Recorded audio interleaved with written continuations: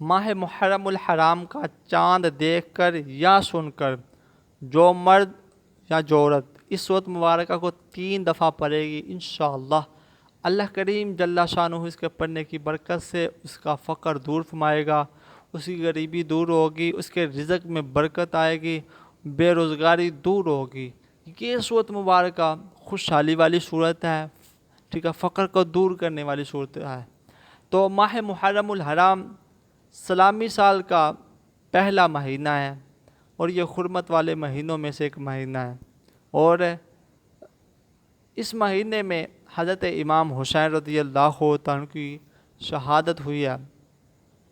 ماہ محرم الحرام میں ہمیں خوب اللہ تعالیٰ کا ذکر اور اس کے محبوب علیہ الصلوۃ والسلام پر درود پاک پڑھنا چاہیے۔ تو اب ہم چلتے ہیں اپنے وظیفے کی جانب۔ بسم اللہ الرحمن الرحیم۔ محترم ناظرین، السلام علیکم ورحمۃ اللہ وبرکاتہ۔ میں امید کرتا ہوں کہ آپ تمام دوست اللہ کے فضل، اس کے کرم اور اس کی رحمت کے ساتھ ٹھیک ہوں گے۔ تو آئیے ایک مرتبہ میں اور آپ مل کر پیارے آقا صلی اللہ تعالیٰ علیہ وآلہ وسلم کی پاک طیب طاہر بارگاہ میں درود پاک پڑھتے ہیں۔ الصلاۃ والسلام علیک یا سیدی یا رسول اللہ وعلی آلک وصحبک سیدی یا حبیب اللہ، الصلاۃ والسلام علیک یا نبی اللہ وعلی آلک وصحبک یا نور اللہ۔ سب سے پہلے میں یہ دعا کرتا ہوں کہ یا مالک و مولا عز و جل، جتنے لوگ بے روزگار ہیں اللہ سب کو رزق حلال عطا فرما، اللہ جن کا کاروبار نہیں اللہ انہیں کاروبار عطا فرما، اور جو لوگ بے اولاد ہیں اللہ انہیں صاحب اولاد عطا فرما۔ اللہ ماہ محرم المبارک کی برکت سے اللہ جو لوگ اس وجہ سے پریشان ہیں کہ ان کے بچے اور بچیوں کے رشتے نہیں آ رہے، اللہ انہیں بہتر اچھے رشتے عطا فرما۔ پیارے دوستو، ماہ محرم الحرام کا چاند دیکھ کر یا سن کر آپ نے سورۃ مبارکہ کو پڑھنا ہے تو انشاءاللہ اللہ تعالیٰ رحم فرمائے گا۔ اب ہر بندے کا یہی دل چاہتا ہے کہ یار میری بے روزگاری دور ہو جائے، ٹھیک ہے، میرا فقر دور ہو جائے، میری تنگ دستی دور ہو جائے۔ تو کچھ ایسے معاملے ہوتے ہیں کہ جو انسان کے خود اختیار میں نہیں ہوتے، ٹھیک ہے، تو اللہ تعالیٰ کے اختیار میں ہے رزق روزی والا معاملہ، تو ہمیں اللہ کی بارگاہ سے مانگنا چاہیے، التجا کرنی چاہیے، ٹھیک ہے۔ کچھ دفعہ ایسے ہوتا ہے کہ ہمارے اپنے گناہوں کی وجہ سے ہمارا رزق تنگ کر دیا جاتا ہے، ٹھیک ہے۔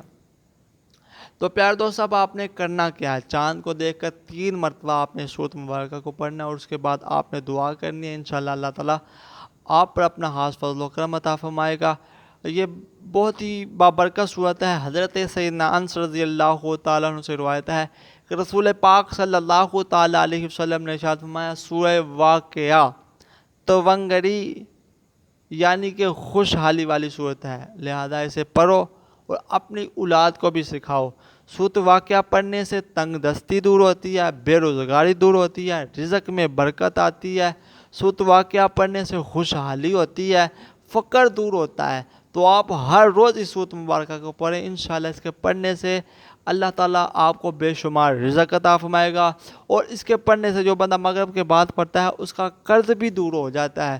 تو انشاءاللہ اللہ کی رحمت کے ساتھ آپ کا قرض بھی دور ہو جائے گا، آپ کی بے روزگاری بھی دور ہو جائے گی، آپ کے گھر میں خوشحالی آ جائے گی۔ تو آپ اس سورۃ مبارکہ کو اس کے علاوہ ہر روز پڑھنے کا معمول بنائیں۔